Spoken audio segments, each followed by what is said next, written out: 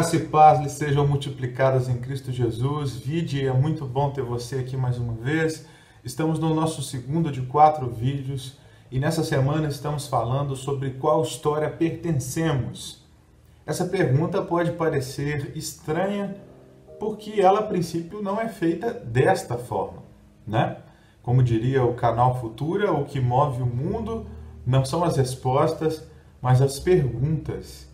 E como nós, seres humanos, significamos a realidade que nos cerca, sempre fazemos perguntas. Algumas mais filosóficas, como quem somos, para onde vamos, por que estamos aqui. Outras nem tanto, mais práticas, mas que dizem respeito a estas filosóficas. Estamos tentando alcançar sabedoria acerca do que é a nossa realidade. Quando nós nos perguntamos qual o rumo eu devo seguir, quando nós nos perguntamos agora o que eu faço, quais são as decisões que eu tomo, nós estamos recorrendo a uma base de dados, a uma base de padrões que nós recebemos para interpretar a realidade.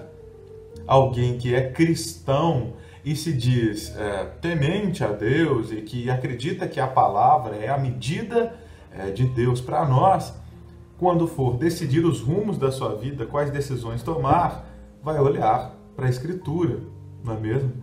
Alguém que é mais dado à ciência, não que cristãos não possam ser dados à ciência, mas, por exemplo, um ateu que não acredita na existência de um Deus, ou um agnóstico que até acredita, mas não acha que Deus influencie na realidade, estes vão procurar em outros padrões, em outras bases de dados, para que possa então alcançar as respostas para as perguntas que faz.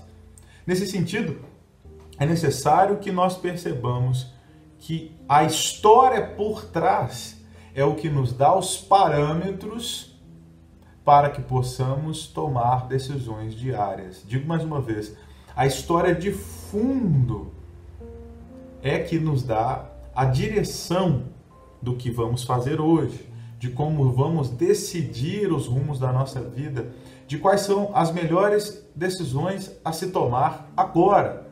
E qual é esta história de fundo? Na verdade, nós temos uma série delas.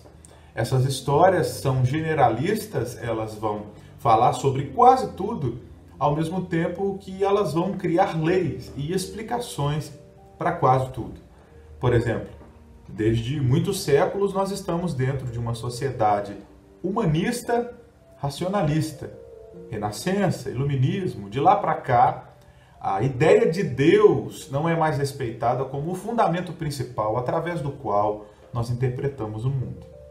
É certo que nós precisamos considerar que a igreja cristã não fez um excelente trabalho antes da Renascença.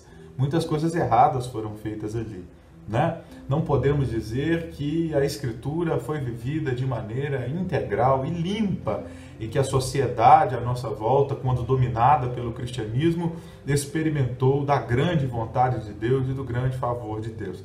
É certo que as instituições religiosas ali tomaram as grandes decisões em favor delas mesmas, não é?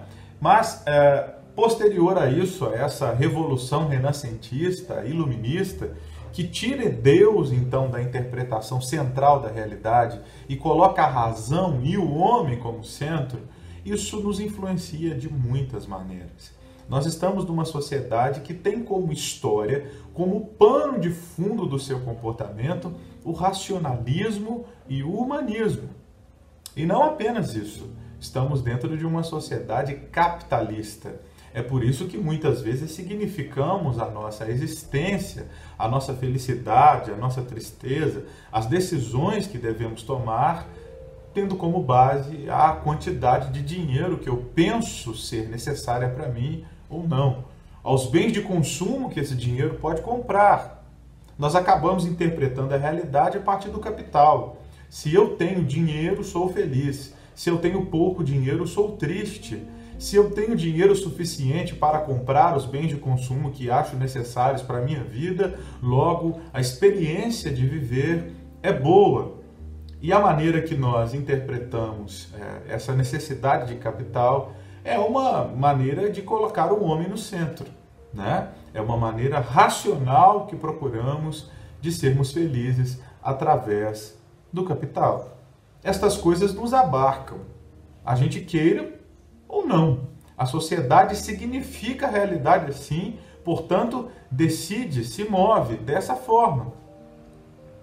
Então é necessário que a gente compreenda que por muitas vezes a gente acaba dizendo que a Bíblia é a palavra de Deus, que a Bíblia é o nosso padrão de fé e prática, mas quantas vezes nós usamos até as verdades bíblicas para criarmos maneiras de conquistar capital? Maneiras racionais de nos colocar no centro da nossa própria existência, no centro da realidade do mundo. Quantos de nós nos relacionamos assim, achando que nós somos o centro da explicação da vida e que todo o comportamento das pessoas à nossa volta tem a ver com a gente? Parece que a gente está sempre num show de Truman, onde todos nos olham, todos nos investigam, todos estão com os olhos em cima das nossas atitudes e que nós somos o personagem central dessa história que está acontecendo. A gente esquece que a vida é muito passageira, que é como neblina que logo se vai. Centralizamos então esse tempo que temos de existência para cuidar só de nós. E para cuidar só de nós, criamos as maneiras mais racionais possíveis para fazer o nosso próprio bem. E o nosso próprio bem dentro da nossa sociedade é ter capital. Percebe? Há uma história de fundo, há um pano de fundo aqui, inegável, que nem sempre é tão bem percebido por nós, porque essa história, esse pano de fundo, ele é discreto na maneira de interpretar a tudo e de criar regras para tudo. Quando a gente vai ver, a gente se tornou fruto da sociedade que vive. Somos produto histórico-cultural. O ser humano do século XXI não é o ser humano do século XVIII. Ele está dentro de uma sociedade diferente. Lembrando que ser humano é um processo histórico-cultural. Se você pega um bebezinho de ser humano e solta no mato, não se torna humano. Humano, como nós entendemos, é uma construção social, histórica, cultural. Nesse sentido, quando nós olhamos para a Escritura como algo importante e dizemos que ela é, de fato, a palavra de Deus, o nosso padrão de fé e prática, será que é mesmo? E aqui eu quero pontuar uma coisa importante. A Bíblia não é apenas um livro. A Bíblia não é apenas um conjunto de soluções práticas para o agora. A Bíblia não é, e é necessário que nós percebamos isso, a Bíblia não é um livro somente natural. A Bíblia é a palavra do Deus transcendente. É a palavra autorrevelativa deste Deus transcendente. Ele quer se revelar a nós. Ele quer ser conhecido por nós. E escolheu fazer isso através de 66 livros. Escolheu fazer isso entre 2000 anos. Escolheu fazer isso por mais de 40 autores. Inspirar homens ao decorrer da trajetória humana para falar aquilo que ele quer comunicar ao homem. A Bíblia é uma história. E quando nós a respeitamos como tal, quando começamos a ver que a Bíblia fala sobre a nossa história, sobre a história da realidade, sobre a história de um Deus que está executando um plano na realidade, nós começamos ativamente a nos apropriar desta história, não apenas como conselhos, não apenas como um amuleto que eu coloco no peito quando tenho pesadelos, ou que abro no Salmo 91 para espantar os demônios. Eu começo a perceber que a Bíblia é o padrão mais verdadeiro que pode existir de interpretação da realidade, visto que ela é a palavra de Deus e Deus não pode mentir. Percebe? A nossa sociedade não dá conta de coisas que a Bíblia dá conta. Porque se estamos dentro de uma sociedade racionalista, ou seja, ela compreende as coisas a partir daquilo que se pode ser alcançado pela razão, pelos experimentos, pela experimentação, uma sociedade muito influenciada pela ciência, e veja bem, eu não tenho nada contra a ciência, Pelo contrário, gosto muito dela. Ali atrás tem um livro de ciência, ó, Psicologia Cognitiva. Eu amo a ciência, eu entendo que ela é uma grande ferramenta para que nós possamos conhecer este mundo. Mas o autor de Hebreus nos diz que a nossa realidade não é composta apenas por aquilo que é palpável. Pela fé cremos que todas as coisas visíveis foram criadas a partir daquilo que é invisível. Deus é transcendente, Deus está acima dessa realidade e é criador dela. A ciência não pode dar conta daquilo que é transcendente. Ela se preocupa com aquilo que é imanente, aquilo que é daqui. E nós, então, precisamos entender que esse Deus que dá a eternidade e cria a realidade, deixou para nós um livro. E este livro é uma história. E que bom que é. Como pregador nos últimos anos, eu percebi que a melhor maneira de explicar algo é contar histórias. Deus está nos contando uma história. A narrativa bíblica deve ser, então, a história de fundo da nossa vida. O plano de fundo da nossa história. A base de dados a partir da qual nós interpretamos a realidade. Entendemos quem somos. A que história pertencemos? A história de Deus. A história do plano de Deus. E o que essa história está nos contando? Qual é o assunto da história? O reino de Deus. Esse é o grande assunto. Essa é a grande narrativa da história. O reino de Deus, através do grande rei, Jesus Cristo. Do Éden ao Apocalipse, nós vemos o reino de Deus se desenvolvendo progressivamente. A revelação bíblica é progressiva. Os assuntos, ao decorrer dos livros, eles vão se ampliando, se aprofundando. E agora, com o texto todo, com um livro terminado, nós podemos dizer que a mensagem que esse livro está contando, o grande tema dessa história de fundo é Jesus e seu reino. O reino de Deus. O reino de Deus foi a mensagem central de Jesus nos seus 3 anos de ministério. O reino de Deus tem impacto muito forte na teologia de Paulo e nós teremos tempo em outros momentos para falar disso mais profundamente, como este tema do reino de Deus se desenvolve nas Escrituras. Em outras séries para frente nós vamos ter tempo de falar sobre isso. Mas é necessário agora que nós percebamos que a Bíblia é a história de pano de fundo. A grande intérprete da realidade é a Bíblia. As explicações de quem eu sou, do que é a vida, do que é a realidade, tudo isso a Bíblia nos concede e de maneira plena e profunda. Então é necessário que respeitemos esta história e a tomemos como nossa história. Sabendo que pertencemos à história do reino de Deus, vamos buscar então na Bíblia a maneira de interpretar todas as coisas.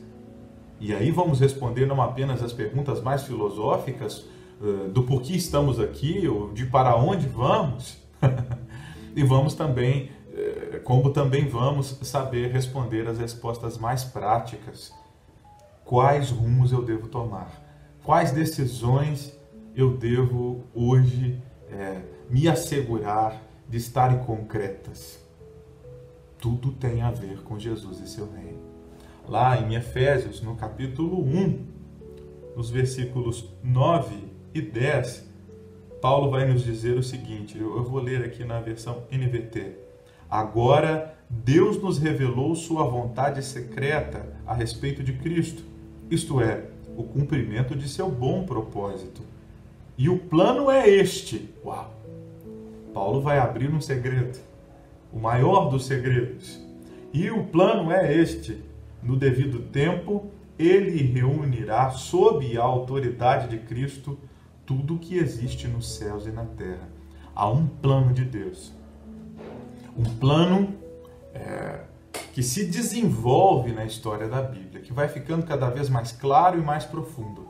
E Paulo diz que o grande segredo do Pai com relação ao Cristo nos foi revelado. Qual é ele? Se sabemos que Cristo é o personagem central, se sabemos que a história de Cristo é a história central, se sabemos que o tema dessa história é o reino, Paulo está nos dizendo aquilo que veio progressivamente sendo revelado agora está patente à nossa razão, aos nossos olhos, ao nosso conhecimento.